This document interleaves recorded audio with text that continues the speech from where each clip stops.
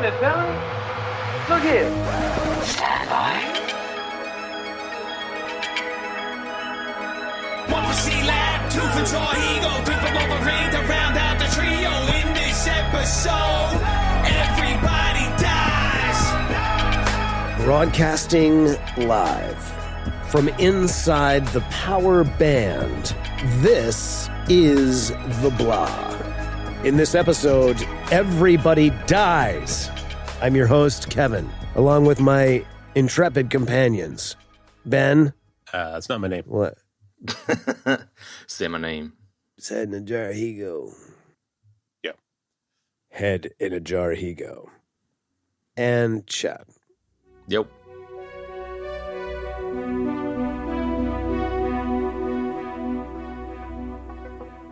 Welcome to the show, folks.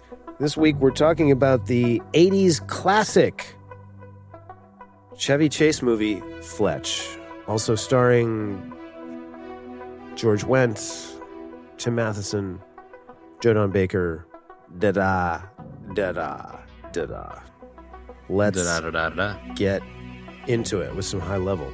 Joe Don Baker.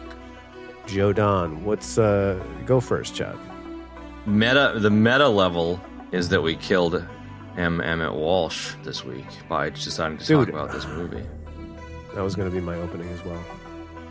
It happened again. Oh, really? Died a couple days ago. Yeah, which sucks. dude, he died on the Shout out to him, 19th. man. Damn it. We decided to All talk right. about the show a week ago. We did it again. It must stop. That was on the 16th. We talked about that. He died on Monday. Yeah, so that's Awesome. a shame, man. Yeah. Big shame. R.I.P. dude. R.I.P. Guy was an excellent character actor, man. Vermont guy, too. And, God, he had so many memorable character roles, dude.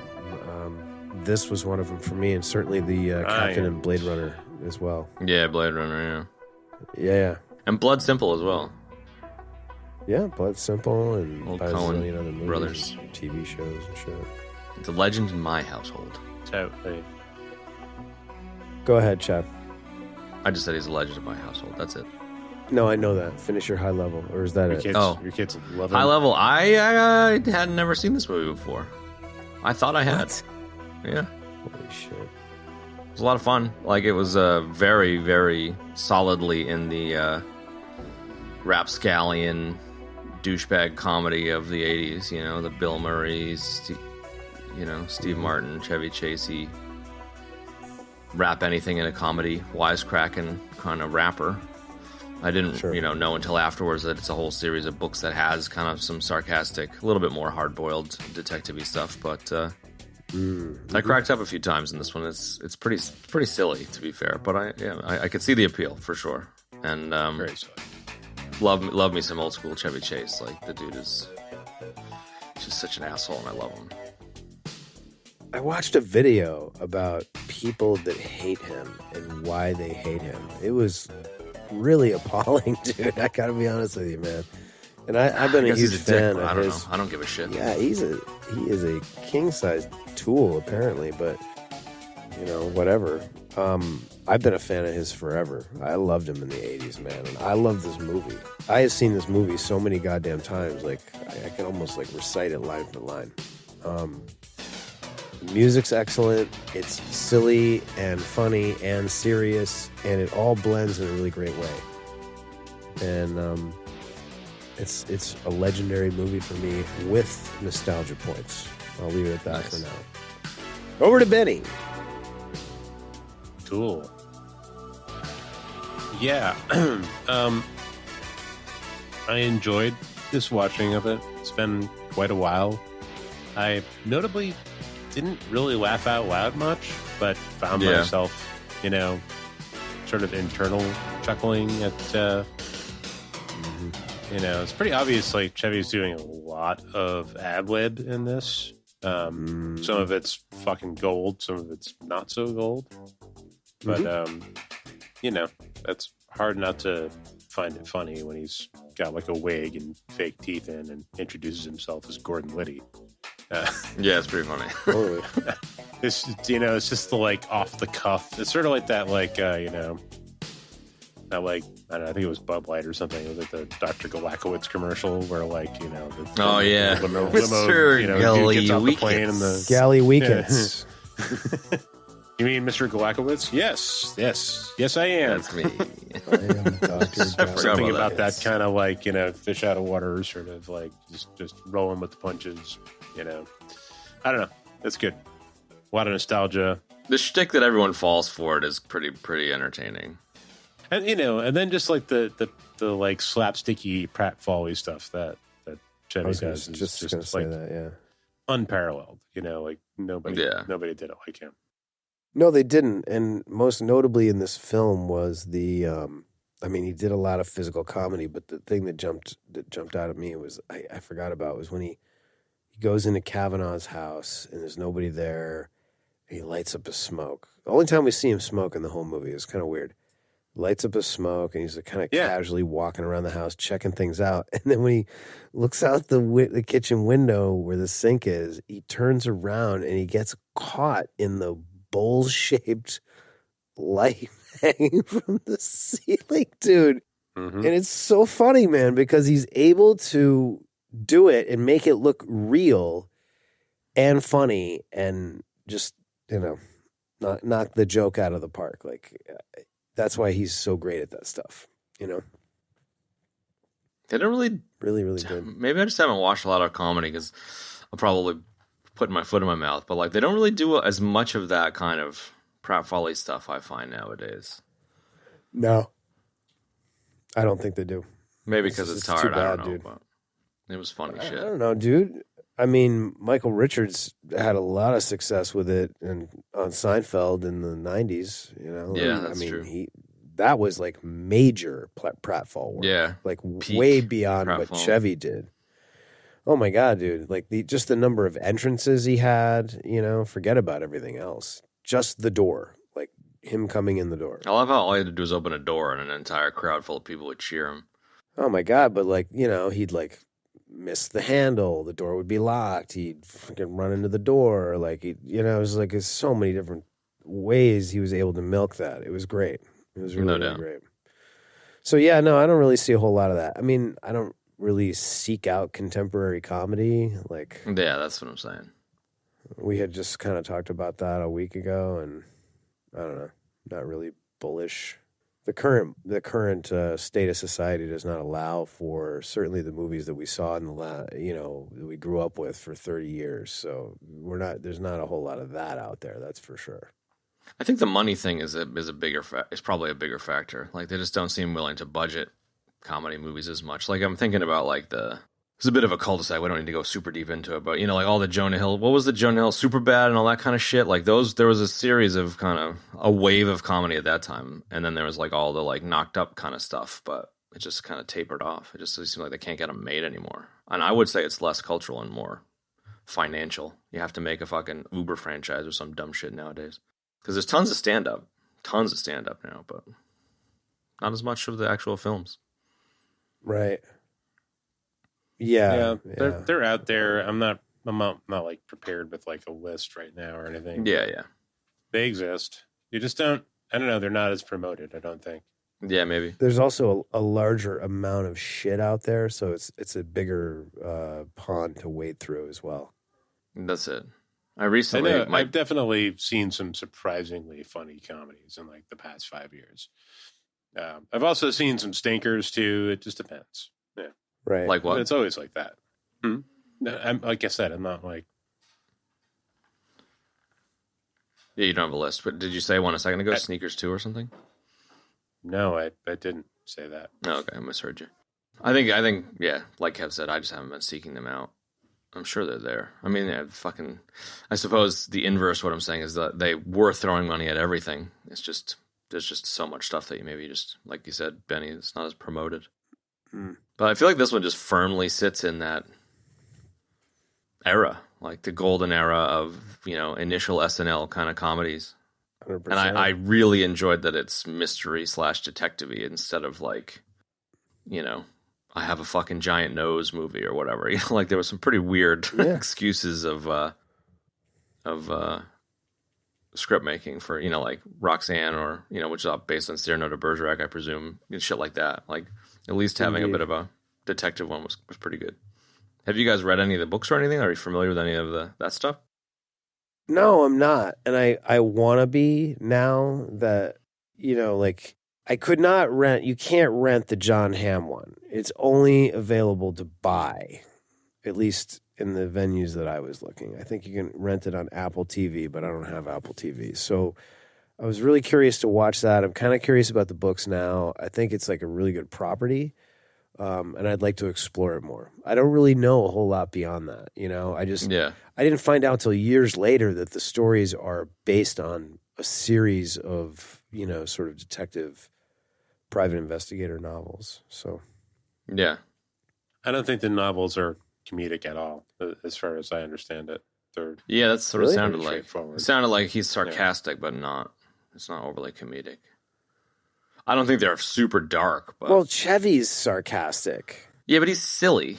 I think it's like Chevy is sarcasm plus silly plus other things, and it sounded like the books are sarcasm minus the silly, but who knows? Right.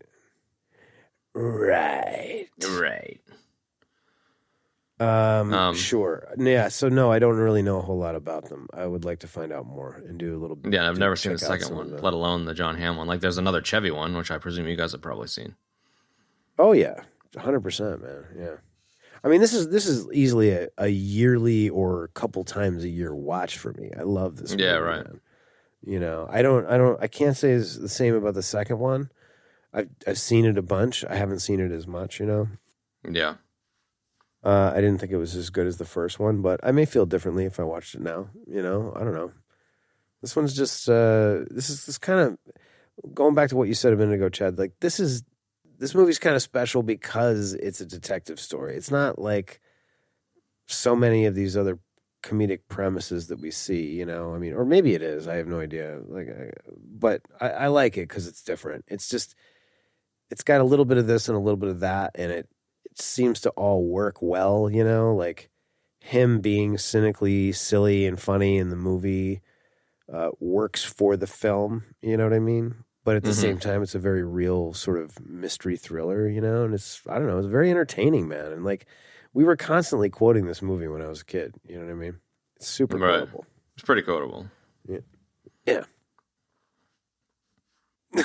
Yeah. It sounds like this one for you guys was like Funny Farm for me. Like I would probably watch Funny Farm like 50 fucking times, whether it was a Hey Beastmaster's on or something else. But now, see, I didn't think that was as good as this.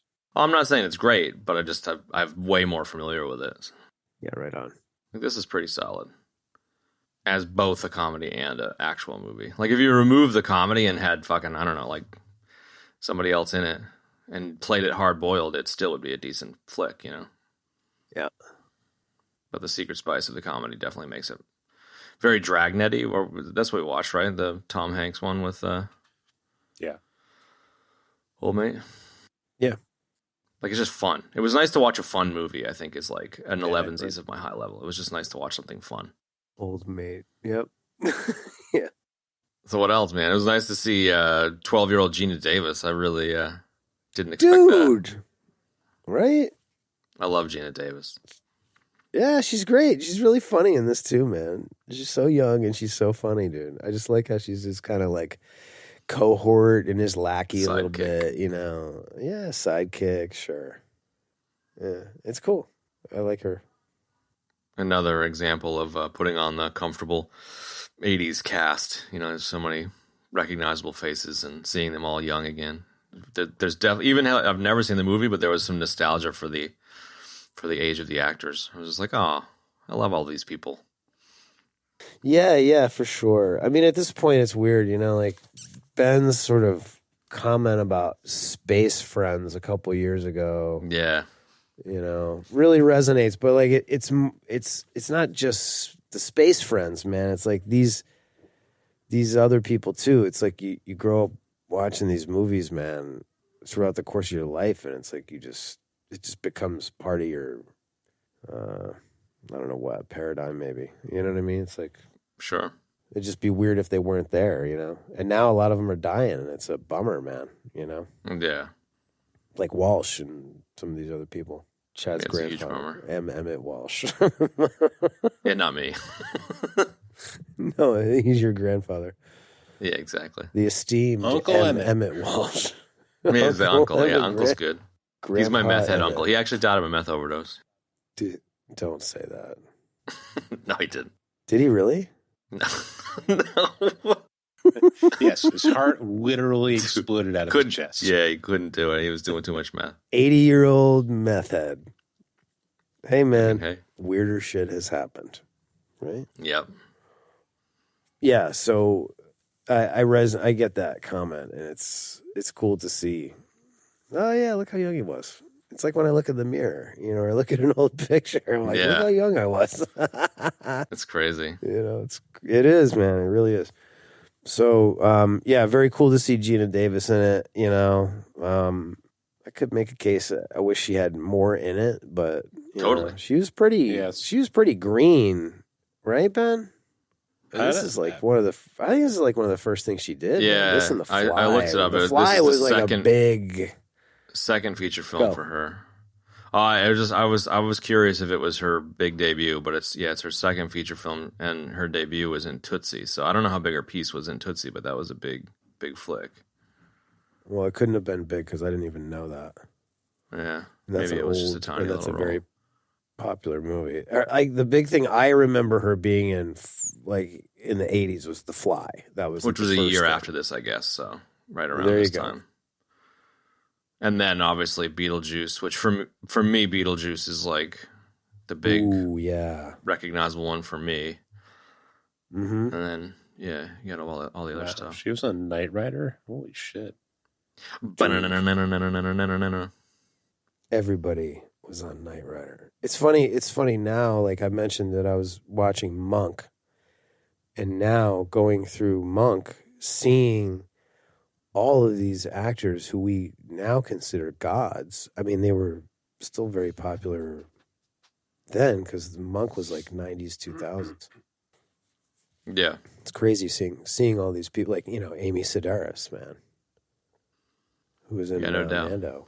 As the I saw mechanic. her- yeah, and like just today, Alfred Molina and Friend of the show. friend of the show, Alfred Molina, and what's his name, Diedrich Bader, dude. Oh my god, that guy is so funny. Who's he? Oh, he was on the Drew Carey show forever. He's really funny. Oh, that comedian. dude. Yeah, he played, I guess, kind He of. was most in Office famously, Space, right? Oh yeah. The mullet dude.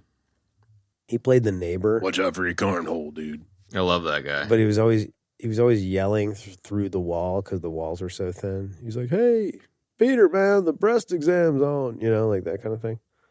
Totally. I used to love the Drew Carey show, man. The Drew Carey show was very funny, man, and Diedrich Bader was very funny on it. So Yeah, no doubt. that was a good show, man. I watched the shit And out you of gotta that love that. You gotta love that theme song, dude. Cleveland rocks. show. Oh dude. fuck yeah, dude. That's a Talk banger. about being patriotic about your hometown. It was awesome. So anyway, yeah, Diedrich Bader, whatever. So yeah, I've been seeing a lot of that in Monk. So yeah, it's cool to watch these movies and see the same thing. Yeah. Like the guy that plays the boss at the newspaper. That dude has been in freaking everything, man. I had that same Yes. thought about a few people in this, and then just couldn't connect to what I knew them from. Yeah.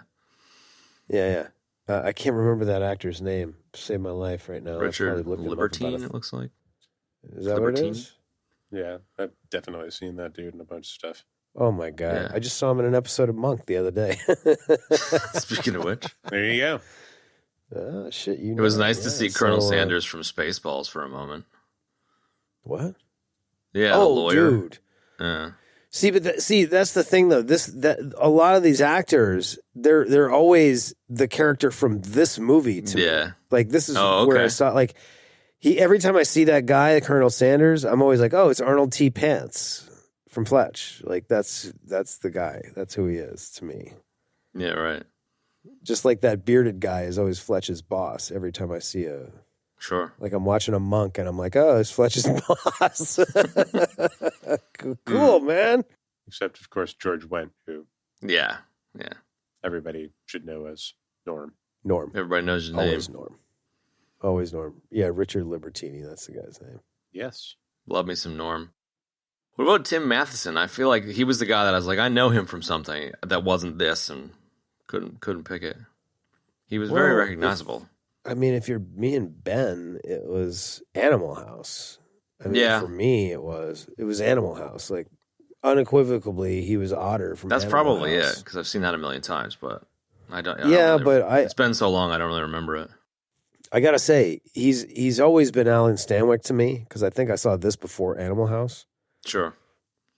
But I don't know. He popped up, and he kept working steadily. He popped up in some interesting places over the years, I kind of always thought he would be doing more of those like National Lampoon-y type of comedies, but he wasn't exactly like in that like SNL gang of comedians. You know what I mean? He's just a regular actor, dude. So I don't know. I love Stanwyck, dude. He's great. I was catching some Don Johnson vibes from him a little bit. Definitely got a little bit of that going on. He's not quite as manly and sexy as Don Johnson. I mean, who is other than Thank you, Admiral Pike? Well, so like the Oh, Brucey Greenwood. his headshot for IMDb is he definitely It's pretty studly. He looks very Don Johnson in that. Yeah. Yeah, that might be where he I'm getting does. All right, I just expanded the photo. Yeah, it's definitely a Don Johnson-esque photo. It looks like he's got some blonde highlights going on in that hair. Oh, you know it. I mean, he's not wearing like a pink blazer or anything, but Thankfully, no. Thankfully. Thankfully, no. He was on the West Wing apparently for a while. I didn't realize that. I don't watch like Michael J. That Fox kind of shit. business or political shows. That was my rule back then. Oh shit! Quantum Leap. Oh, that's the new Quantum Leap. That doesn't count. the new Quantum Leap. Yeah. I know he was on some other like like I said, popped up in some some very odd places, man. That's why I was always been a Tim Matheson fan, and I always have been, and he's fantastic, man. I've just enjoyed him in so many things. So, Jesus, what? Dude's got credits all the way back to 1940. That's pretty crazy. Yeah. He was a baby in a movie or something? He was born in 47, mate. Well, then wait a minute. Wait a minute. IMDb is committing the link. No, stay on target. Yeah, it says born December 31st, 1947, right there at the top. Well, there's definitely some.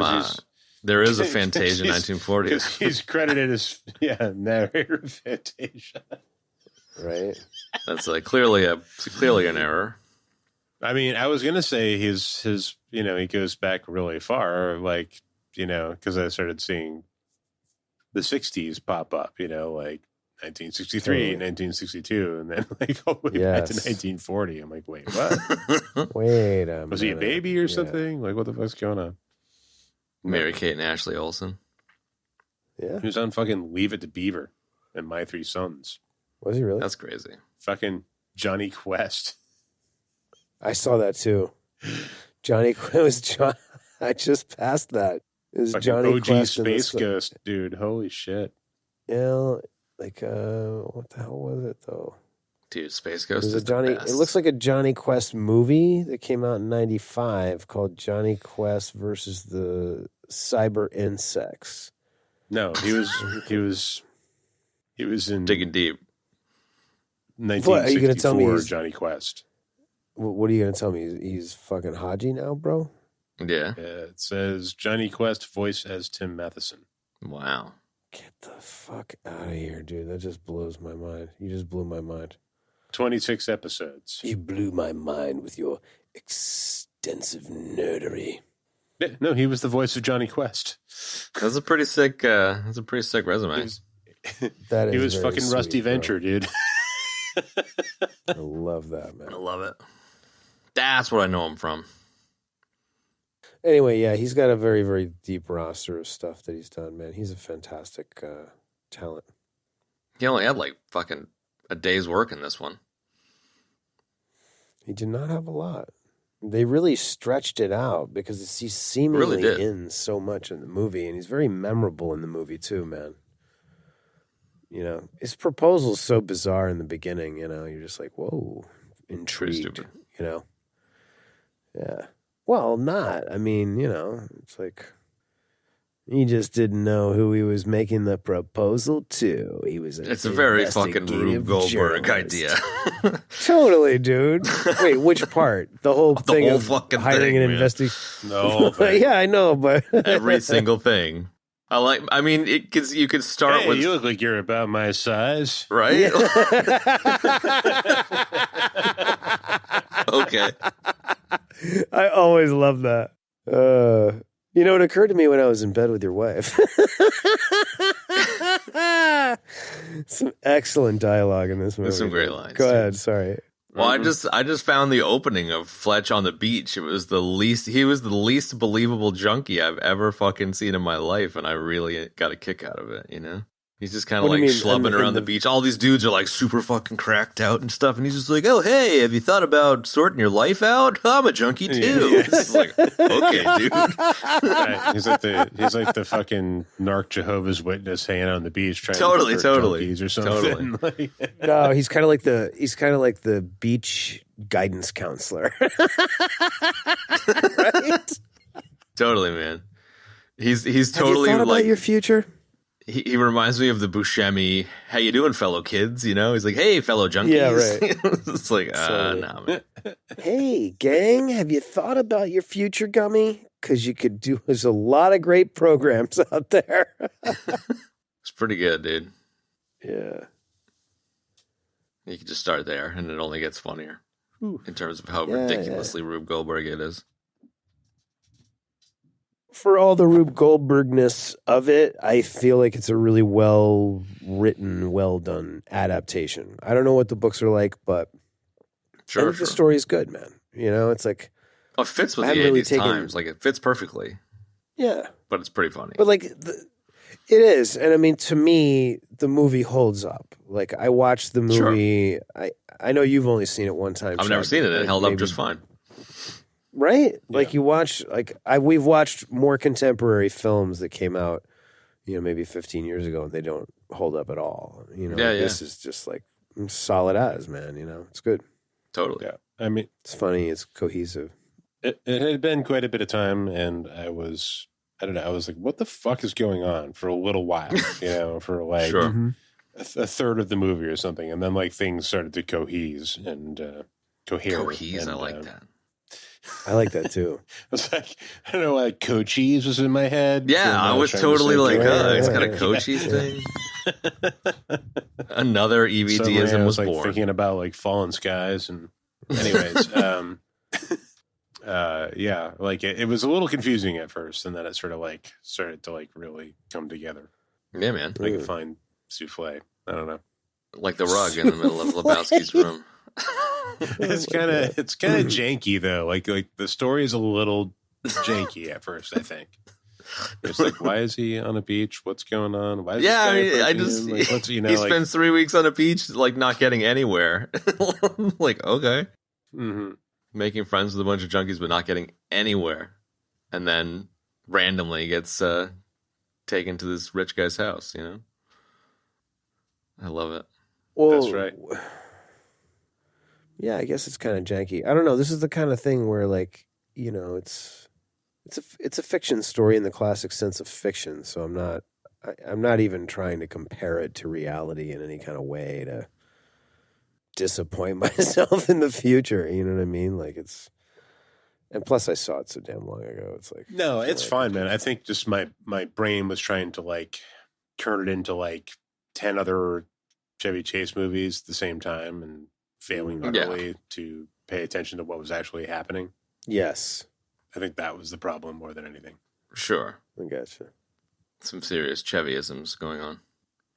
I just got a live update from Green Tides that I have to share with the class. Please. I got a message from local listener Green Tide saying his mom is visiting from Melbourne next week, and he said to his kid, "Guess who's visiting?" And he said, "C-Lab," which I think is really funny.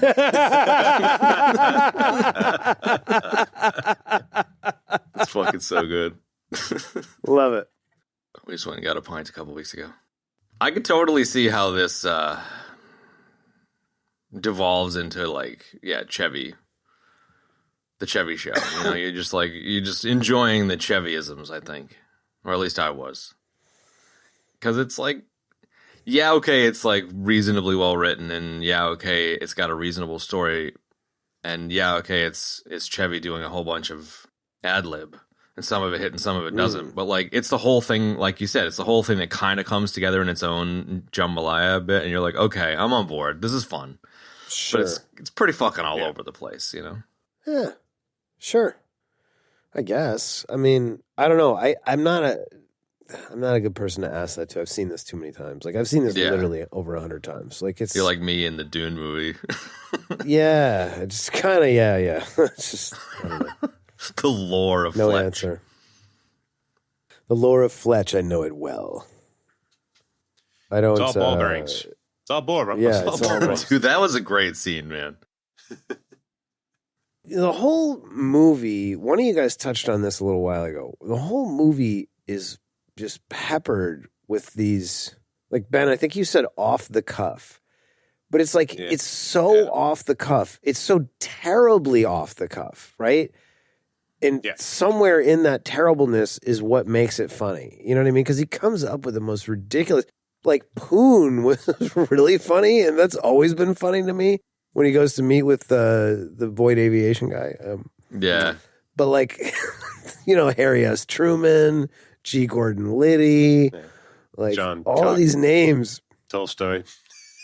Tosden was always very funny to me too. That one was like totally made up. But like, it kind of showed that like when he tries to make something up, he's terrible at it and it's stupid.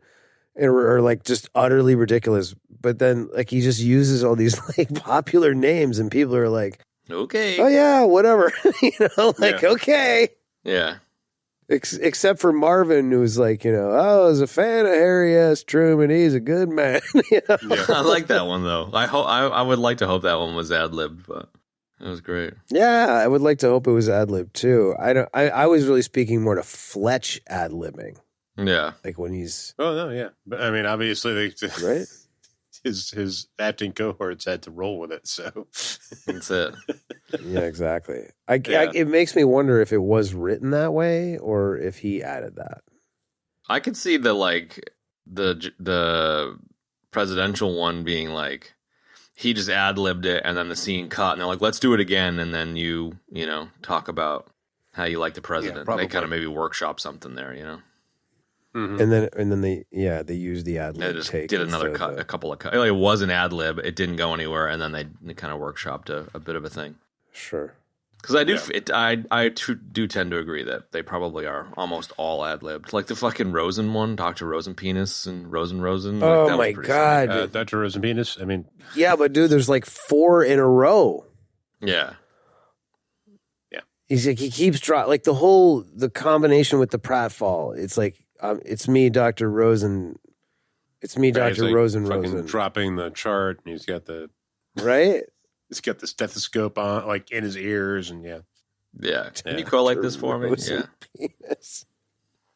There's something really compelling about watching him like fail upwards through these scenarios. Yeah. Like just that's what I mean. That is exactly You get the sensation that he didn't think it through at all, but like he's just sort of got like a swagger that like whatever, I'll just pick up. Get you there. People, like people just like they don't want to question it, like so whatever they just people buy it. Generally don't. Matter. Yeah, it's exactly. That shit works, man. Right? It's not that he's even particularly smart. It's just that he's like, the best word I can come up with is like, it's sort of an older word to describe something like this, but it's like he's cute. It's like he thinks he's cute. You know what I mean? Like, yeah, he does these things that are cheeky and cute. You know what I mean? And it's like, and everybody just falls for it, And I mean, of course, it's a movie, suspend disbelief, but like, I don't know. You're right. It is failing upwards. And by really just being like a cheeky wise ass, dude. It's really weird. It's really kind of, but it also and works. kinda weird. Like, I could see people griping about how unbelievable it is, but like, sure, I've had a couple of things like that happen in my life and seen people do something similar without the Chevy. But like, there was a time I went to this like skate show in San Francisco, and it was like an indoor swimming pool that was built for like a fucking skate ramp. It was like a big thing. There were like, I don't know, a couple thousand people there. And I was waiting for my friends at the door, and there were so many people that they blocked the door off so no one else could come in. So I got in and nobody else got in. And then I was like standing at the door to try and help them through. And then people started asking me questions like I worked there. So then I was like, fuck it. I pretended I worked there. And over the course of the night, I like got us into the fucking VIP lounge and like all kinds of crazy shit just because like, oh, fuck it. I'll just go with it. And it was just bluster. I wasn't being like charming like Chevy Chase was here, but like people fucking believe it if you just commit, you know, and like half of it is he was just committing to the bit here and half of it is he's charming. You know what I mean? Well, it's like we've often discussed here on the show. Just say with conviction. And that's it. And people believe it. But it's funny. People buy the shit a lot of the times, you know? Yeah, they do. They do. You can just make it up. No, you're right. You're right. And he does, and he plows through it with conviction, and he's just going, you know? Yeah. But it's funny because at the same time he's doing exactly what I think Ben said, you know, he's failing, and it's like falling onto the ceiling upwards, like, constantly, right? Dude? Yeah, totally. Yeah. Well, it's I mean, funny. the thing is, you can, you know, like the way those interactions unfold, like not every time, but like, you know, whatever, you know, 2/3 of the time, like you can tell, like they're kind of not buying it. Yeah. But they're just like, whatever, you know? Yeah. Like, that's like, you know, like whoever he's trying to fool, they're just like, fuck it, it's too much trouble. Like, whatever. Okay, Mr. Babar, I don't care. Like, you know? Yeah, totally. Well, it's kind of like a third, and a third. Like a third of the people believe him, a third of them are what you just said, and a third of them kind of don't believe him. And then he doubles down, and then they're like, okay, I guess he's right here. You know, like then they believe him. You know, like it's like a combination of things. And I feel like that's pretty accurate. Yeah, well, here's another angle. I mean, yeah, I agree. I think the way I was looking at it right before you said that was that, you know, everybody in the movie is playing like when you had like Abbott and Costello, right? Like one guy was like the funny goof and one guy was the straight guy, right? That's why like, a lot of comedy duos work, blah, blah, blah, right? In this movie, he's the goofball and the rest of the entire cast is playing it straight. And that's why I think it works. And or one of the reasons why it works is probably the better way to say it. Like, I'm just thinking about, like, since you said fail upward, like, I'm thinking about the progression from Dr. Rosenpenis, like, where he goes next, you know? And, like, what he does with the nurse. Like, the nurse plays it straight the entire time. And he's still saying things like, "Oh, can you bring me the Beatles' White Album and a cup of hot fat?" You know, like I always thought those things were very funny, right? But it's also like super kind of. Can we pause on that one for a second, man. though? Because like, sure, I feel like the White Album shit, and she's just like, "All right, knucklehead," and then he's like, "The dead body looked like my brother," and then she buys it. She's like, "Oh, you know." Mm-hmm. You know, he sprinkles in just enough plausibility where I feel like he turns a lot of people. And he says it just quick enough that she's like, did he say what I think he just said? Or you know what I mean? But she's also trying to attend to somebody that just passed out. So she's not really thinking of that. You know what I mean? So I think it's a combination of all of those things, you know? Yeah, sure. I don't know. He does the same thing with the doctor before he passes out, man, you know? Like, I don't know. He just does it with everybody. And it works, you know? And he's... You know, it's like when he walks into the club, dude. And the guy's like, "Oh, you were a guest of the $2 million." Right? He's like, "You're a guest of the Underhills." He's like, yeah. And I'll have a Bloody Mary and a steak sandwich and a steak sandwich. That's it. And then he walks away. Like it's like, okay, dude. It's perfect. But I think that's sort of like what we're talking about now. I think is what the real kind of magic of the movie is. Like, yeah, it's the heart. Yeah, I think that's what really makes the movie special and what makes the movie work. You know, like if you could have put another actor in there and just had him kind of play it straight, and it probably would have been more like the books, right? Because I think one of you guys said that the understanding was that the books were not humorous, and it's like I'm sure that would have been fine. Yeah, but this makes it into something a little bit different. And I don't know. I really want to watch the John Hamm one now. I'm really like focused on that. I want to see that one and see what that's. I mean, it's very similar in that tone. Well, like he's doing the thing where he's like trying to bullshit his way through situations, Okay. to more or less, success. But like for instance, it's called Confess Fletch. So like, yes, right. He gets this van. I don't remember why or whatever, but he drops it off with these kids that are doing graffiti, and they're like, "Whoa, dude! Like, we're not doing it." It's like, "No, I'm not an arc." And he just starts going on, and he's like, "Yeah." And he's like, "Oh no, I'm from the art council." Mike Wahlberg, Mikey Mike.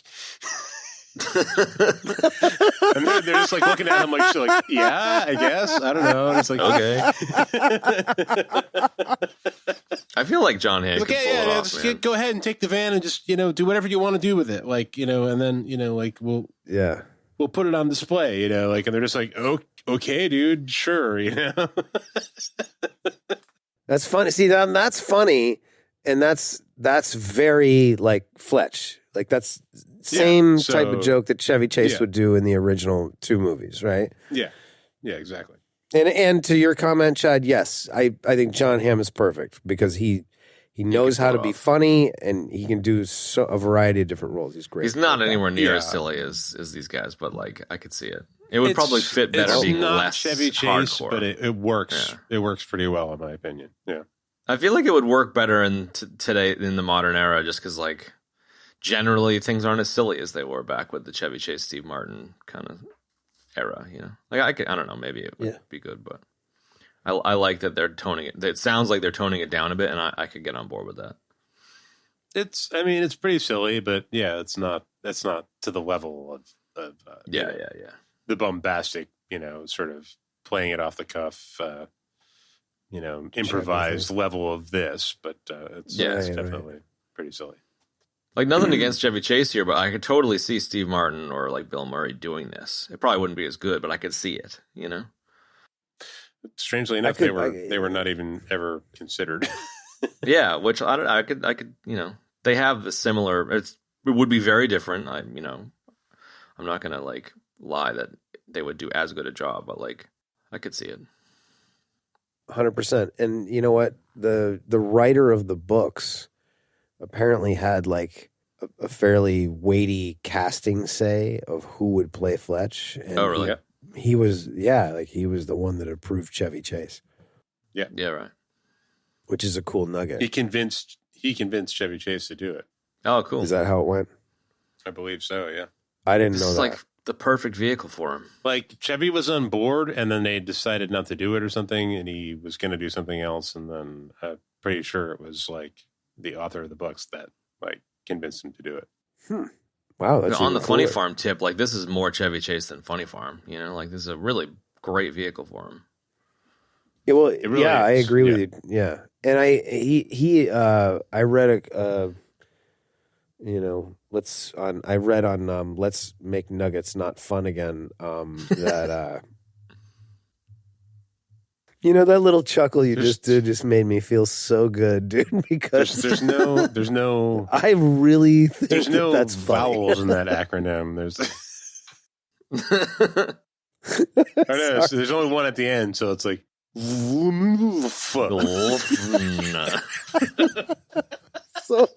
so glad you went there. I was like, should I go there? I was like, no. There's no vowels in that acronym, dude. That's great. That's why I went for it. Yeah, no, I appreciate that. On Let's Make Nuggets Not Fun Again, the first nugget was that this is his favorite film of all of his body of work. And the reason why was because it allowed him to just be him, or the most him that he could be. I feel like he's one of those comedic actors where you know, like a lot of comedic actors, they're being themselves in the movies because that's what people want to see and that's what they're getting hired for, as opposed to like a John Hamm who's like, you know, he's an excellent actor. He can do freaking anything, man. You know. Yeah. So, so while I always feel like, you know, in Funny Farm and Caddyshack and all these things, like they're all very Chevy movies, dude. But you know, this is very like right to the bullseye. core. So I dig that. Bullseye. Yeah, I dig that, man. I think it comes through in the work, man. You know, he seems like he's really into it and really enjoying it while he's doing it. Sure. And douchebag or not, it's made a great movie. Yeah, I don't give a shit. You know, that's endured the test of time. Him and Gail was a lot of fun. Like, I enjoyed how silly he was with her and flirting with her. And Great she's like the only chemistry. one that kind Yes. of wasn't straight. Like, she was straight onto his shit from the get-go, but kind of liked it. So she just let it kind of wash over her, which I liked. She thought it was charming, and she thought he was sexy. I mean, it was anyway. charming. Yeah. It was. Well, yeah, totally. I always get her name wrong. Dana Nichols Wheeler, I think. Wheeler her name is. Nicholson. Yeah, you do always get it wrong. And folks, I got it wrong once again. Oh, she was in Tombstone. Okay. Oh yeah, man. She was Maddie Earp. Exactly. So I remember, Which is a great when excuse Tombstone- to do a little nugget on Wyatt. Oh, We should fucked talk up on about Delighted Wyatt Earp constantly. while we're here. Well, we No, it's not. It's still not. fuckers are never No. gonna let me live that down, are you? No, I mean that was Okay. pretty epic. To be fair, wasn't as good as Ghost Dog, but it was up there, To man. be fair, No, the ghost dog thing was All time. all time. so good, dude. Now, so just to kind of touch on a point we brought up a little while ago, like when I saw her in Tombstone, I was like, oh, that's Alan Stanwyck's wife. There you go. It's like she's always. This is the first thing I saw her, and she'll always be Gail Stanwyck to me. Fair enough. The total implausibility of her falling for him while her husband turns out isn't her husband is just hilarious to me. The sequence totally on board. of events, right? The sequence of events and the time frame in which they happen. What you just said right there, Chad, is it's astounding. It's hilarious. It's hilarious. Like he's basically kind of just hitting on her at the club. The next thing you know, we're having lunch and we're banging, and then I'm telling you that your marriage is a total sham. Your husband is trying to kill himself, and he's up to something even more nefarious. And she's just like, oh, all right. Kind of into you. Yeah, exactly. It's so funny. She's like, I'm kind of into you. And she kind of gets a little pissed at Alan later, but not really, dude. You know? Mm, Like, that's it. it's great. I always appreciated that. I appreciate that quality. I also appreciate how fucking bad at tennis she was. It was great. I do appreciate that. And you didn't get the like stand behind her and like rub up against her butt kind of tennis teaching shit. It was just like she just sucks at fucking tennis, which I thought was great. Yes. And also made it funnier, too. Yeah. And she And when takes he's Stanwyck like- out with a tennis racket at the end, which there should have been a James Bond, Arnold Schwarzenegger kind of pun line about it that I think they Oh, might my have God, cut. right? You've been served. Yeah, exactly. I was trying to come up with something that involved the word racket, you know? Yeah. We put an end to that racket. Dude, that fucking Reading Rainbow thing was just so good. That Reading Rainbow thing was good, dude. That was the Reading Rainbow. What about we never talked about, we should repost these things for the folks at home. We should. The motorcycle thing, too. Ben commented on is that. hilarious. I don't know if he saw it or not. Yeah, I saw it, yeah. God damn it. If Arnold was a motocross bike. I love how it says, God damn it, dude. It's so great. This shit's so good. God damn it. I wish Reading Rainbow wasn't an American thing so that the entire world could appreciate that one, but fuck me, that hit me so perfectly. Oh, God, that was good, man. That was very, very good. It's too good. I think like the fact that it's the whole fucking song, man, all the way through. Yeah, well, with the bagging vocals and the overdub. Like, it's just, good God, it's perfection. It is like, it's up there with like, Hey Ya, He-Man, kind of, in terms of its perfection for me. God, that's so good. I listen to that on the regular. I just like knowing that it's there and that it hasn't been taken off YouTube, right?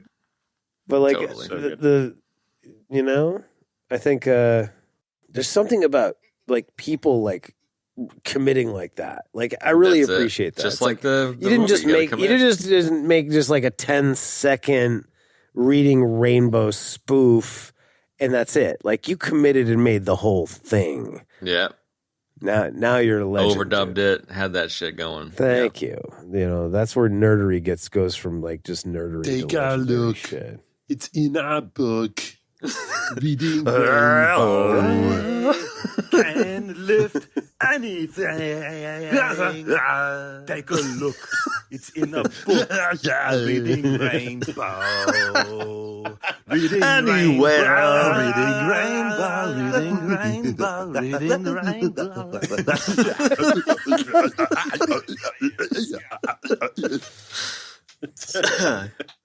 Perfect. It's perfection. Yeah, it really is. Well, I'll give you a early nug that I thought was quite good. Dana Wheeler Nicholson's grandfather was the founder of DC Comics, which I thought was the most random fucking thing I've ever seen. What? Get the hell out of here, dude. What? Yeah, one of the founders. And they forced his family out or something, so she's got no money in it or anything. How do you find that out, dude? There's trivia on her page. Wow. How did I find that out? IMDb, read the trivia baby. section, man. Woo! Yes, let's make just like we found out fun. how what's her face likes tzatziki. What the fuck was that? That was so funny, dude. Who likes tzatziki sauce? I mean, everyone likes tzatziki. We were talking last week while you were, I don't know, getting a fucking snack bar or some shit, and it was just like at the bottom of their trivia, it was like, likes tzatziki. It's like, okay. Yeah. It's pretty good. I love that. Yeah, you were off getting a fucking it was Florence Pugh. It was Florence Pugh. Oh, it was Florence Pugh, yeah. Likes tzatziki. And she likes tzatziki and whatever that fucking weird brown relish is. Oh, yeah. I mean, that's more interesting. Like, Did the brown you say relish shit's brown interesting. relish? Yeah, that weird brown pickle Branston's shit. Were you here for relish, that? yeah, Branston's pickle relish? Oh, I thought you were going to talk about Marmite or no. something. It's probably like I remember I sent a like picture on. There's a picture on. That's on, right. WhatsApp of the Branston. Yeah, I remember. Pepperidge Farm remembers. Pepperidge. Oh man, that old. And guy. then your reply was to post a picture of a knife. Yeah, that's not a knife. From Knife Chow Monthly. That's a knife. It's a knife. Yeah, it's a knife. What else, dude? That fucking scene, the Lions Club or whatever. That scene is just. I really enjoyed that one, dude. That is the highlight of the movie for me. Is which part? When he's like, stand up and shake the policeman's hand, and they all get up, and then they start singing, "Oh, say." It was just, oh my god, I loved how he turned that crowd, dude. Yeah. God damn, that was funny. It's like taking the Fletchisms up to 10. No, but they are Fletch-isms, dude. That whole sequence, dude, from the second he gets in the Alpha till he runs out of that hall. Is so funny, dude. And like, it's so good. He jumps out of the car, dude, and he runs inside, grabs a jacket, dude, and then he's like speaking the fake Spanish, man. I loved all that. I always loved all that stuff. I thought it was so funny, man. Yeah. There's nothing like speaking a fake language. It's really funny and fun sometimes too. He just goes all the fucking way with it. And I don't know. I kind of like they clearly were doing some ad lib because he was talking about like the dude's syphilis and like the lady got it was like and the crowd's kind of like laughing at him, like Mm-hmm. there's definitely something in there. Totally. I fucking love that. It really does the dial it up to 11 kind of thing where he sings the national anthem and everyone's like fucking takes off their hats. Everybody just I like, love that, man. It's so good. Patriotic. He read the room perfectly, really. I mean, Exactly. That's exactly how I read it too, man. It's like Schrodinger's thing where it's like both implausible and totally plausible at the same time, and it makes it 10 times funnier. Mm-hmm. Yeah, it is. No, it's really great. And great. Just to kind of spend a second talking about Emmet Walsh as he just passed away. Again, R.I.P. Emmet Walsh, man. The guy was such a great actor, dude. And Fletch does the same things with him. He kind of, the doc doesn't exactly let him get away with it. I love that he nicknames him Dr. Jellyfinger. Because he sticks gives him a prostate exam, but he's trying the same things with the Walsh and he can't get it to work, dude, Dude, what was the last line too? It was like, not for fucking Cannonball Run should like oh totally, yeah. Open up a practice together or something.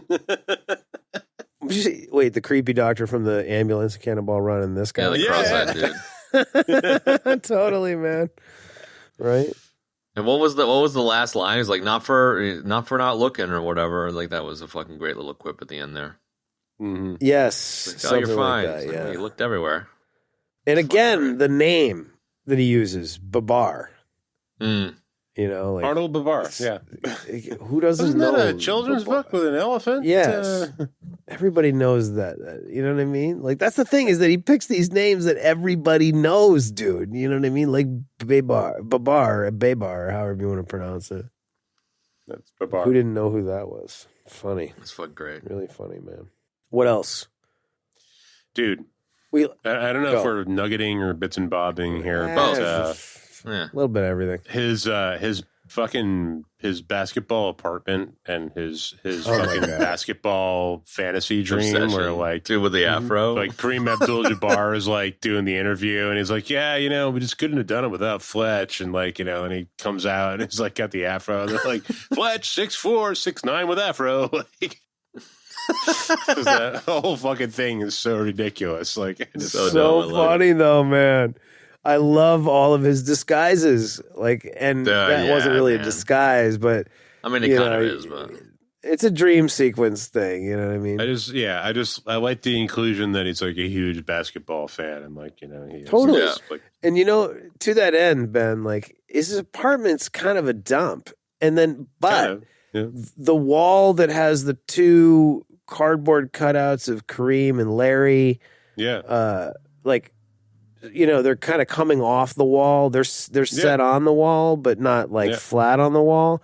And the that one wall is like pristine. The rest of the apartment is basically a dump, dude. Kind of a shitbox, yeah, but it is kind of a shitbox. And I definitely I could feel myself getting queasy when he pulled out that can of Coors and opened it. Oh yeah. I get the worst memories of that beer, dude. Holy hell! No, it wasn't even the Silver Bullet, dude. Yeah, this was like the straight up OG Coors, bro. The original banquet beer in the brown can. Yeah, the banquet beer. Shit that ET got fucked up on. Yeah, the stuff that'll really make you That's hurl, a deep dude. cut. I love that. It is, bro. I hurled off of that when I was a teenager, dude. Don't be confused. I think I should probably take a death for that. I love that you dropped the ET reference. That's great. Yeah, dude. E.T.'s like fucking slamming bears at home while Elliot's at school, because Elliot's like all psychic locked with him. He starts getting fucked up and like frees all the frogs from class. There you go. Yeah. I love it. All the frogs from science class. What was your death there, Chad? Well, that I said silver. I misinterpreted it as a silver bullet. Oh yeah, that is a death, dude. It should be. I mean, it's it's a bit of a quibble going on there because it is Coors, but like it's like the difference between Budweiser and Bud Light. Yeah, it's still Budweiser. It's both just fucking light horrible. Budweiser. Ugh, nasty. Yeah, not good. No. I always found it hilarious that like the like a bunch of the Irish dudes that were out here like loved Budweiser. Dude, they told me it was like fancy imported beer to them, Yeah. So gross. Want to touch on just some vehicles in there. Some pretty sweet whips. I love seeing some 80s cop cars with those giant light racks on the tops, dude. I just love them. And I loved that he drove a Riviera. That was a Riviera, right, Ben? That white Riviera? That was a Riviera, yeah. Thank you. Yeah. Very cool car. Go ahead. No, you got it. No, man. you were on a roll there. Go ahead. A small terror. I love that he had a Riviera, and I love that he referred to Arnold T. Pants's car as the Oldsmo Buick. Oldsmo Buick, yeah, that was great. I don't know why we got such a kick out of that, because they're essentially the same stupid car, man, from GM. Yeah. You know? GMs was the masters of like, oh, we got 8 brands, they're all different. It's like, yeah, but they're all pretty much the same thing, dude. You know what I mean? Thing. Like, stupid, man.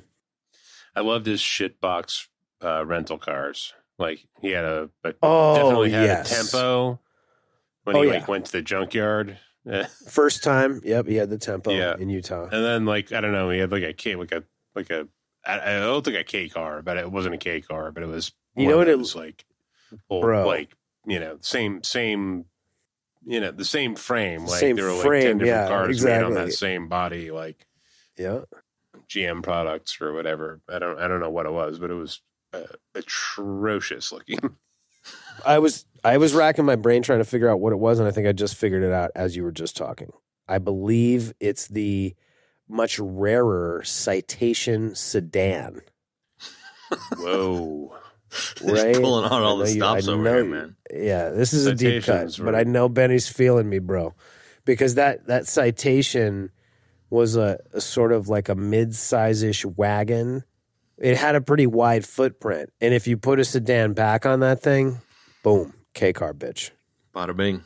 No, it wasn't though. I'm looking at a Citation sedan right now. Turns out, Kev, you're full of shit. That was a tight theory, though. No, that was... It was. You committed to it. You were There really... was some variant of a Plymouth K car, and those were still... The Citation was a front-wheel drive. I got you, man. But that car clearly had the second car he rented in Utah had a Chevy badge on the front. That's why I went with the Citation. Yeah, I don't know what it was, man. Nah, I mean, I'm looking at one here, and I don't think that's it. But it was similar. But it was even uglier. Yeah. It was worse. Yeah. It's something we haven't seen yet. Oh. I should have looked it up, but it's all right. I love that. I'll figure it out later. The scene where he jumps in that convertible was pretty good, man, where the kid's stealing the car. I was just about to say shout out to the Alfa Romeo that was pretty sick. Convertible. That was a cool little driving action sequence too, man. It was great. And the slow-mo when they went from the highway up onto the grass, dude, yeah, man. They got some air, bro. And the guy on the motorcycle, he tumbled, went flying, dude. Yeah, and that was an Alfa Romeo Spider convertible. And my girlfriend in high school, oh, my God, she wouldn't shut up about that car. She loved those things. And I kind of grew to love them too, man. I've always thought that was a really great car. As far as little sporty convertibles go, a configuration of car I would never buy. That one, I always liked the lines on it. I always thought it was a cool look. Sure. So, next contestant. Race Face Kid was great there too. Yeah. His robe, bald cap, beard, roller skating outfit. The Jesus kind of thing he had there. So good. Yeah. Was, Hare Krishna. With the fucking roller skates, man, in the sand. I don't even know, yeah. Just ridiculous. That was great. But a great disguise, man. It did what he needed it to do. And it was you couldn't even funny as all recognize the guy. hell, man. Right? I really like all of his... I like the Poon character, too. And I love all of the seersucker? Sort of diplomatic double talk that he's doing, kind of... Yeah. With what's her Gail Stanwyck's dad, he's doing his thing where he just kind of he's trying to divine information by just throwing out these ridiculous facts, Mm-hmm. And that whole stupid nose plug thing he had, like, and then, right, and then Now, was that my the Oval favorite Office? part of that whole, It's like, okay, right. somebody's bucking for a promotion. It's probably that Petter ass Hanrahan, like I love that shit. And I love my favorite exchange in that whole thing is when he's leaving and he goes to the secretary. Yeah. He goes, "Oh, Madeline, can you give me Jim Swarthow's number? Frida lost it." "Oh yeah, sure. Here you go. Who's Frida?" "Frida's my secretary." "Well, who are you?" "I'm Frida's boss." Yeah, I'm her And he walks boss. out. Who's Frida? So She's my great, secretary. dude. Yeah. So great. He just like didn't tell her anything. It's like It's I love perfect. it. It's so funny, man. I just think it's great. Oh wow, Ben. Nice. No, I don't think it was that car either, dude. That thing is a gorgeous piece of shit, though. It's a 2-door. Shall we move on to Nugs? Yeah. Go ahead while I sort of marvel at this stupid car. Well, I dropped the I DC can't Comics believe Nug. There was one other Nug that I don't know if you guys picked up on, but the hat at the end, did you guys pick up on that one? The hat at Yeah. the end. Absolutely. I totally picked up on it. I was like shouting nice. about it. Yeah. He's got the Nostromo hat from Alien on his head at the end. Because I have that same hat. Do you? I love it. What does it say on the Yeah. hat? Nostromo. It's Harry Dean Stanton's hat from Alien. He pops it on his head as they walk out of the office, which I was like, holy shit, that's fucking amazing. Are you kidding me? Wow, Yeah. I never noticed that. Yep. That's I took impressive. some screenshots. I'll send it over to you. Oh, wow. Nostromo. Wow, that's crazy. Yeah. That's pretty great. That's a pretty great little Nug. It's like maybe like somehow that was like handed to him to sort of like give a hint at aliens coming out or something. I guess. Maybe. Don't know. I like it. USCSS Nostromo. It's been noticed that whole thing. Yeah, I believe it. 180286. I'm sure it has. Yeah. Wow. It's pretty cool. Really cool, man. Very cool. Chief Carlin indicted. Good stuff, man. Wow, that's fantastic. What a nice little nerdy nugget that was. That other thing about the family and the DC Comics thing is that's a pretty kinda random. epic nugget right there. Yeah, dude. Yeah. It's a good one, Chad. Thanks. What else? I'll take total credit for What the else? fact that I read IMDb. That's it. Hey, man, when you take the time to read Let's Make Nuggets Not Fun, it benefits everybody, dude, and everybody appreciates it. What else? Everybody loves reading the internet. That's it. Bit, Bob, or Bueller? Nugget? Bueller? Bueller? I got nothing else. Let me just think for a second here. I'm looking at pictures of Ford Tempos right now. They are just I mean, so oh my God. hideous. Couldn't tell Dude, you last time I like, didn't look at pictures of Ford Tempos. I love how in RoboCop they were like, really struggling, the police department, and they're like, let's get a vehicle that makes us look lamer. So they go out and get a fleet of Tempos, dude. Oh, I did I have think one they other were- little nug, I actually. think those were Tauruses, to be fair. No, But, dude, we fair covered enough. this before, bro. I know that those are Tempos, man. And I'm pretty sure that you and I, being the way we are about cars, determine that they are. This is the Zoolander David Bowie. It's a car off. Yeah, it's a car off. It's a sub off. It's a Anyway, sub-off. so if we don't have It's any a more Tempo. nuggets, I mean, it's a Taurus. what?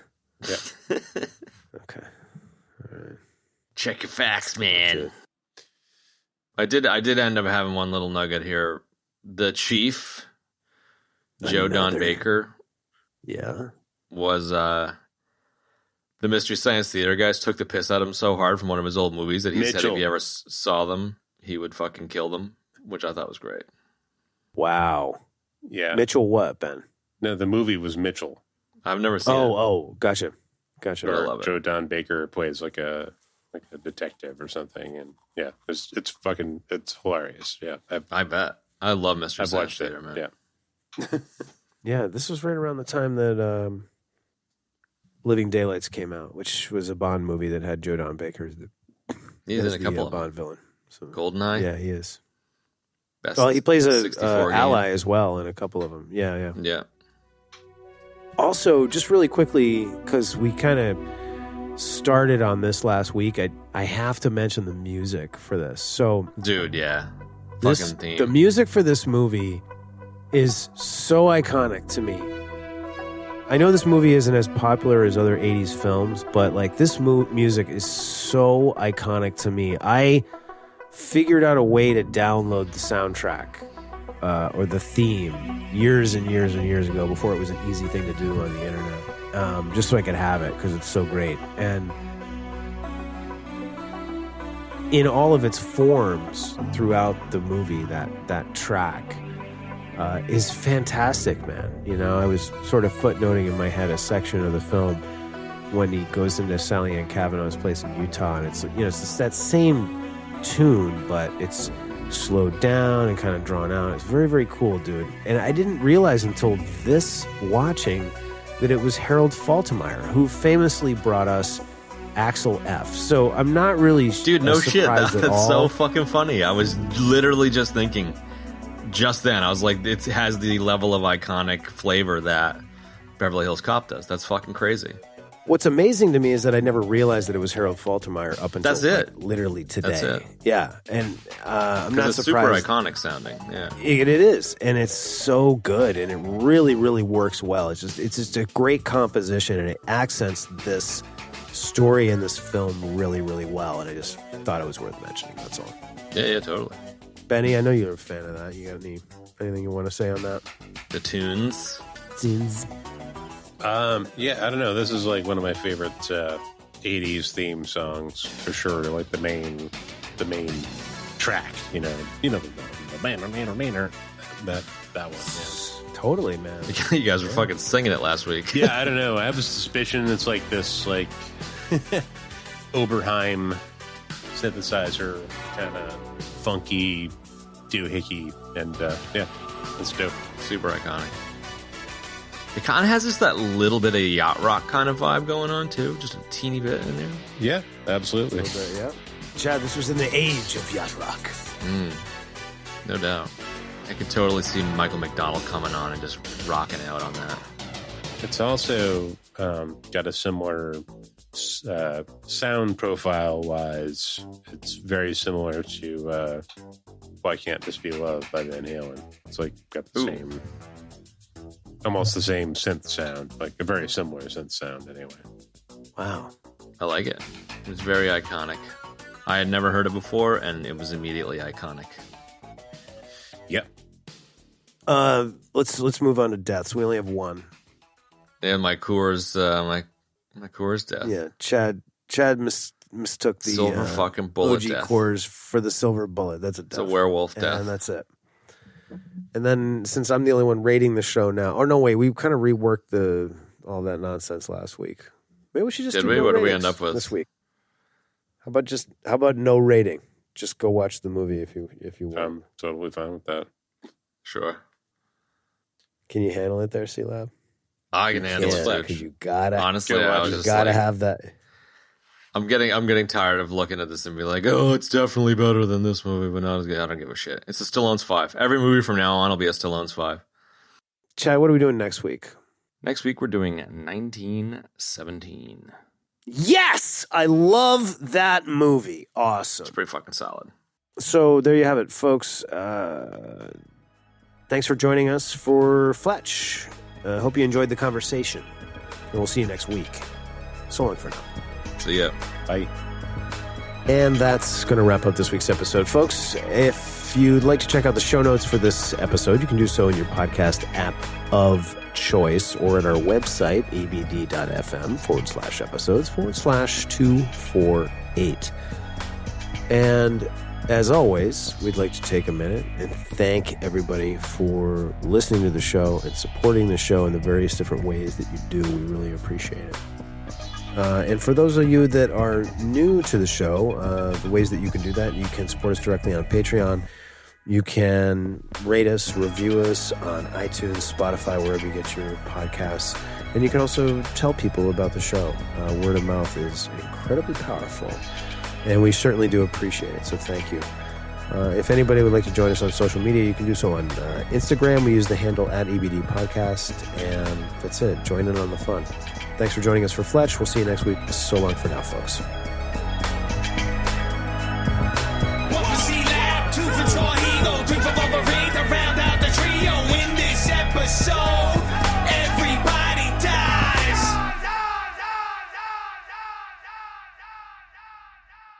Beady, beady, beady. Stop into it.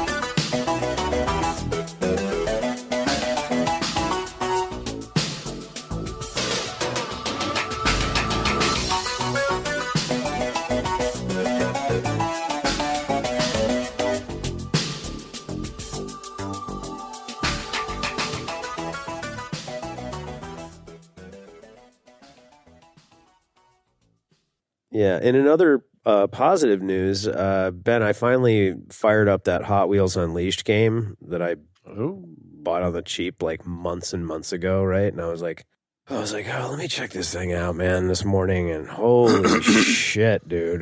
Wow. I was like, oh boy, okay. You rocking it? It's definitely got a quick and easy access, which I like. Like kind of like City of Heroes. Like I can be in there playing in like 2 seconds, you know. But I got deep into a custom livery on one car, and I looked up and like it was like 45 minutes later. I was like, holy shit, dude. But yeah, wow, fun, dude, and the tracks are just fucking great. Yeah, that's great. It's a good time. It's like that it's YouTube like the skate park. channel you sent through, Benny, of the actual tracks were pretty cool. The dude that makes the giant ones. Yeah, those are really cool, man. I didn't say much about that when you brought it up because the kids and I had just watched like all of that guy's videos and like a bunch of other ones, man, like weeks before that. And we were literally making these massive tracks in the house, dude. We taped them all up, dude. We had one running down the stairway, dude. It was so fun. Holy shit. It was a blast. Yeah. So there's already a sequel to the Hot Wheels game, which I haven't got yet, but I'm like, yeah. Dude, I just saw that today. It's fun as fuck is the way it is because it's just a simple racer, dude. What do you call that kind of game? Time. Stunt racer. Yeah, it's very arcadey. It's not like a real. Yeah, totally, dude. You just grab a car and go bang out, dude. You know, not a racing sim, but it's just fun, like drifting around. It's awesome. Hot Wheels tracks. Totally, with some of those cars, you know. Oh god, that's fun, dude. I don't know. It's fun to just play when you're like you don't really feel like getting into a game, and you don't feel like watching a movie, and you don't feel like doing much, but you can just kind of jump in and just like goof off for anywhere from 10 minutes to, an hour and have a great time with it, you know? It requires zero brain power. Like you can, like when you get on those like time tracks, you know, and you're just trying to beat the time that's set. Yeah. And like there's a couple of them where like you can just, it won't stop. Like it'll just keep going until you get it. You know what I mean? And like, I just like, I would do like 9 laps and I was like thinking about something else completely. You know what I mean? Like it's like mowing the lawn, you know, like that kind of thing. It's so utterly like it doesn't require any mental energy. It's like when I think about playing Red Dead Redemption 2, it's like, all right, I gotta load it up and where am I? Where am I in the story? Yeah. What's going on? I really just feel like hunting anyway, though. But wait, I should probably do this because it's there's like fucking, you know. Fucking option paralysis in a video game. That's it. Yeah, so it's like 8 zillion hectares of territory to discover, dude. It's like it's exhausting before you even think yes to do it, man. Then you're like, yeah, no. You know what I mean? Yeah, I tend to I tend to ignore main story for quite some time and stuff like that, and then eventually I just end up like with the option paralysis, and I'm like, okay, I'm just going to finish the game now, and I just like plow through it. Yeah. That's something I do too. I always run into that trap though. Like I remember I played like fucking Morrowind or whatever those games are, and like I spent like 60 hours finding sweet shit and never played any of the stories. And then like I was like, oh, I'm gonna play the story, and then I just like was so fucking bored I just never even played the story. I was just like, I give up. I get that too, man. I think the only reason I was kind of trying to get the story done in Red Dead was just because there's items and things that you'll get, sure. But really, the real what of it, man, is you get the Legend of the East satchel first, right? So learn to hunt, then get that. Then you can carry 99 of everything, and then a lot of your problems are solved right there. You know what I mean? And then you can get the trinkets and whatever. I don't know. At least that's the way I'm doing it. But the story in Red Dead is very worth your fucking time, though. Oh, totally, dude. I'm not discounting it in that way at all. It's very, very good. Yeah. Yeah, the story in like fucking Morrowind or whatever those other games is just like a text tree. Just like reading fucking text. Yeah, no, the Wizard of Glurfengurf is Durfin Herfin. And you're like, I don't give a shit. Go kill the dragon before the Princess Herkendurkins. You're like, okay. I don't know what it is about fantasy games, but the writers just cannot get their shit together ever. No. Dude, it's because it's essentially fan fiction, Ben. Come on. Yeah. Tarantino it's just wrote like it. Every time I get Hornswoggled, like, oh, you should play this one, but the story's really good. And I'm like, no, it's not.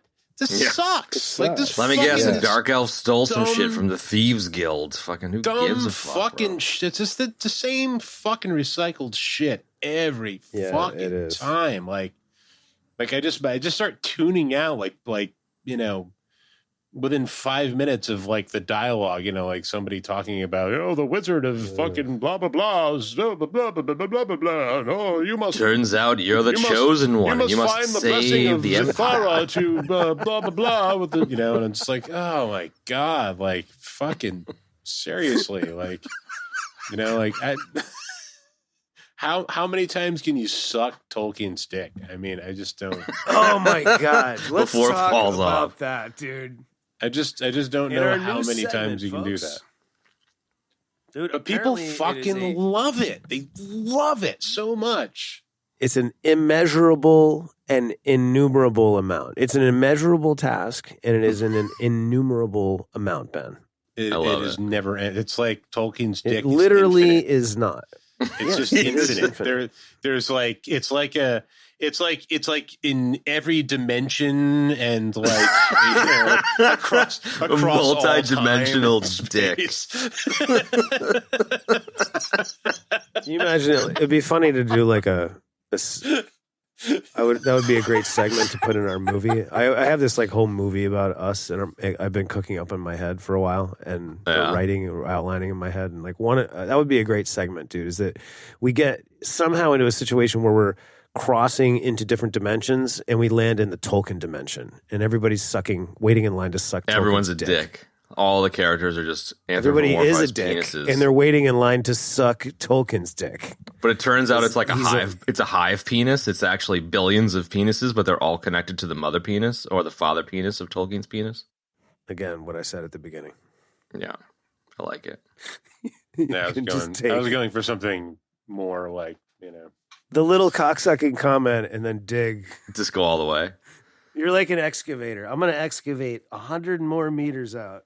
I'm just picturing like Mount Doom. There's a tower with the eye on the top, but it's just a giant throbbing veiny penis, and it's Tolkien's penis. Totally. Yeah.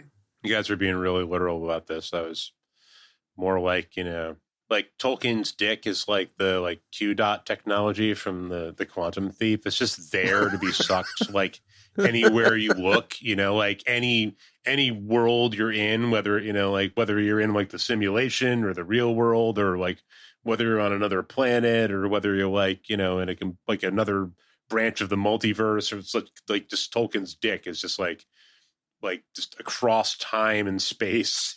Ready and waiting. Totally. Everywhere, just like ready and waiting to be sucked, and is readily being sucked. It is being sucked and non-sucked at the same time. by minions everywhere. Yeah. Getting back to the metaphorical suck, Ben, like it is exactly what you said. It's like Yes. I don't know. Like, It's just the thing that's ubiquitous. more. Well, it is ubiquitous, but the thing that's more amazing to me is not in all that, timelines. that you're. Sorry. It's not that they're doing it. It's just that they're all just like nobody cares. Like they're just like Yeah, gotta go suck that dick again. they're all rehashing and rewriting the same stories, and they're just like, yay! It's like, dude, Right.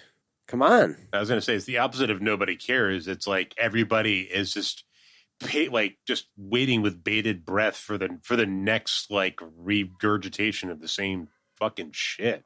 Like Same material. yeah. I think the only fantasy thing I've attempted to play in the past 10 years that's been even somewhat different has been the Witcher shit. Yeah, I mean, when we did the show on The Witcher, it was like different enough in Love its it, dude. Eastern Euro-ness that I could see Because that. the lore is different, dude. It's like a whole nother set of lore and rules and all of this stuff, dude. And it's fresh. You know, like it's it's fresh. It's not like what you just said. Yeah. I still haven't watched the new season of it. Have you guys watched it? I'm not watching that. I'm not going to watch that. Well, he still has isn't there still a Cavill season? Not to my knowledge. There's 3, could be totally wrong here, but there's 3 Cavill seasons and we've watched 2 of them. And then the next 4th season is not Cavill. Is that right? There's 3 Cavill seasons, Yeah. but yeah, and that's it. Yeah. Because I thought Wait, what about he the- was quitting, but He with did. what we watched, the 2 seasons. But there's a whole other season of him. Yeah, No, that I haven't the seen yet. last season that came out is Cavill. Yeah. Yeah. Well, what about Which I haven't the Liam Hemsworth season? That's next. I don't think they'd started shooting Yeah, it yet, that's- I think. That's yet to come. Oh boy. So there is one more Cavill season that I haven't seen. Have you seen it? Yes. Any good? Is it good? Medium? Bad? I honestly don't. I don't even remember now.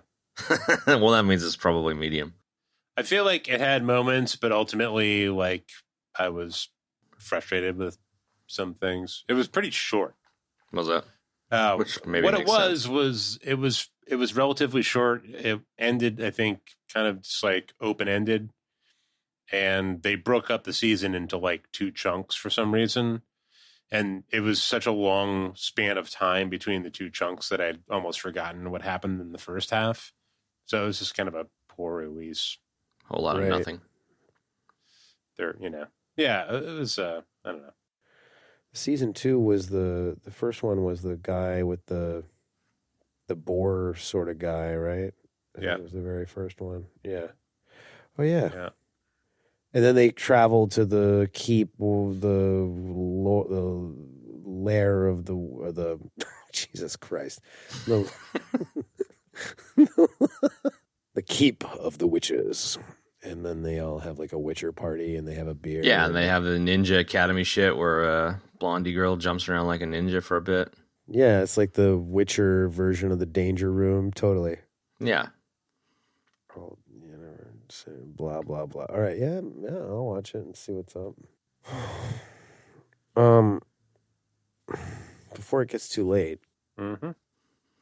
Shall we? because you want to talk about Fletch? Talk about Fletch. Talk about Fletch for a minute, and then we'll get back to The Witcher. Okay, I gotta get cranked up here, man.